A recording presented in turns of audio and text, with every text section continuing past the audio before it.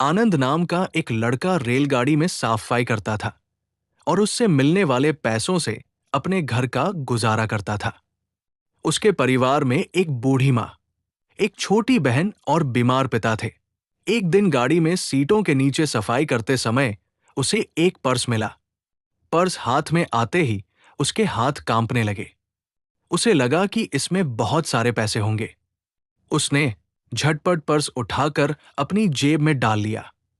वो बेसब्री से गाड़ी रुकने का इंतजार करने लगा ताकि देख सके कि इसमें कितने पैसे हैं। वो उन पैसों से घर के लिए, राशन और पिता के लिए दवाई लेना चाहता था। स्टेशन आते ही वो उतरा और एक एकांत जगह जाकर पर्स खोला। देखते ही उसके होश उड़ गए। पर्स बिल्कुल खाली था। उसकी सारी उम्मीदों पर पानी फिर गया। तभी पर्स की पिछली जेब में उसे एक भगवान की तस्वीर दिखी। उस तस्वीर को देखते ही उसके भीतर एक अजीब सी हलचल हुई और उसकी आंखों से दो मोटे आंसू निकलकर तस्वीर के चरणों में जा गिरे। ये आंसू खाली पर्स के दुख के थे या उस छवि के प्रति भक्ति के, वो समझ न पाया। वो थके हुए कदमों से घर की ओर चल दिया। वो सोच रहा था कि आज घर में खाने को कुछ नहीं है, मां बहन भूखी है और पिता को दवाई के लिए भोजन चाहिए। तभी गली के नुक्कड़ पर एक सेठ शादी का बचा हुआ खाना बांट रहा था। आनंद भी लाइन में लग गया और उसे खाने के 2-3 पैकेट मिल गए। वो बहुत खुश हुआ। घर जाकर जब उसने मां को खाना दिया तो मां ने बताया कि बहन भूख से रो रही थी। आनंद हैरान था कि जो सेठ उसे देखकर मुंह सिकोड़ता था, आज उसने खुद उसे खाना दिया। उसने जेब से वो तस्वीर निकाली और भगवान का धन्यवाद किया। अगले दिन आनंद को स्टेशन पर एक बीमार वृद्धा मिली। उसने आनंद को टिकट लाने के लिए 500 रुपए दिए। जब आनंद टिकट लेकर लौटा, तब तक गाड़ी चलने लगी थी। उसने खिड़की से वृद्धा को टिकट थमाया, पर बाकी के 275 रुपए उसके हाथ में ही रह गए। वृद्धा ने इशारा किया कि वो पैसे आनंद रख ले। आनंद ने उन पैसों से हफ्ते भर का राशन खरीदा। उसे यकीन होने लगा कि ये सब उस तस्वीर वाले भगवान का चमत्कार है।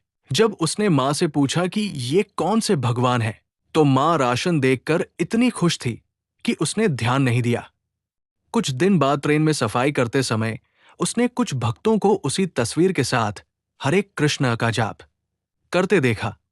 पूछने पर एक महिला ने बताया, बेटा, ये बाके बिहारी जी हैं। ये वृंदावन के मालिक हैं और सबकी मनोकामना पूरी करते हैं। आनंद ने भी वृंदावन जाने की जिद की और वो उनके साथ चल दिया। वृंदावन पहुंचकर आनंद लोगों से बिहारी जी का पता पूछने लगा। एक सज्जन उसे मंदिर ले गए। मंदिर में भारी भीड़ थी। आनंद को दूर से ही बिहारी जी की झलक मिली और उसकी आंखों से आंसू बहने लगे। तभी मंदिर की बत्ती, लाइट चली गई। अंधेरे में उसे एक दिव्य रोशनी दिखी। छोटे बालक ने उसे कोने में ले जाकर उसका हाथ खींच। आनंद घबरा गया। बालक बोला, मैं वही हूं जिसकी तस्वीर तुम जेब में लिए घूमते हो। जिस दिन तुम्हारे आंसुओं ने मेरे पैर धोए थे, उसी दिन से तुम मेरी शरण में हो। आनंद को अपने परिवार की चिंता हुई तो बिहारी जी बोले, चिंता मत कर।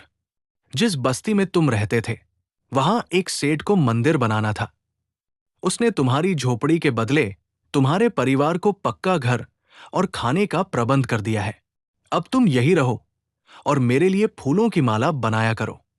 जब आनंद ने आंखें खोली तो बालक गायब था और बिहारी जी अपनी जगह विराजमान थे। आनंद की आंखों से अश्रुधारा बन निकली और वो बाके बिहारी लाल की जय पुकारने लगा।